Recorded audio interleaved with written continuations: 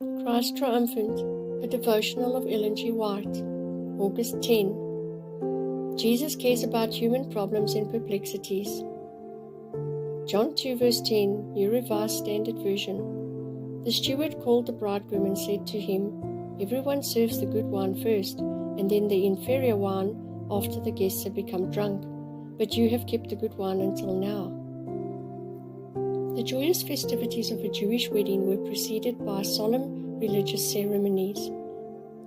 In preparation for their new relationship, the parties performed certain rites of purification and confessed their sins. The most interesting part of the ceremony took place in the evening, when the bridegroom went to meet his bride and bring her to his home. At the house of the bride, a company of invited guests awaited the appearance of the bridegroom. As he approached, the cry went forth, "Behold, the bridegroom cometh, go ye out to meet him." The bride, clothed in pure white, her head encircled with flowers, received the bridegroom, and accompanied by the guests, they went from her father's house. By torchlight, with impressive display, with sounds of singing and instruments of music, the procession slowly proceeded to the house of the bridegroom, where a feast was provided for the guests. For the feast, the best food that could be secured was provided. Unfermented wine was used as a beverage. It was the custom of the time for marriage festivities to continue several days. On this occasion, before the feast ended, it was found that the supply of wine had failed.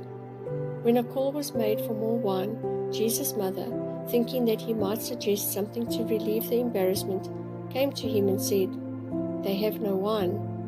The active part that Mary took in this feast indicates that she was not merely a guest, but a relative of one of the parties.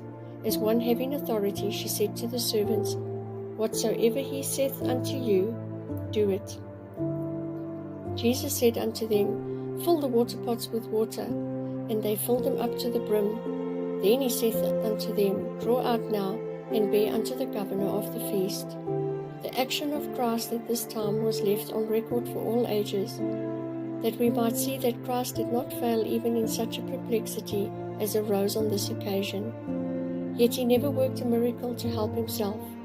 A few days before this, he had refused to satisfy his own hunger by changing a stone into bread at Satan's suggestion. Manuscript 126, 1903.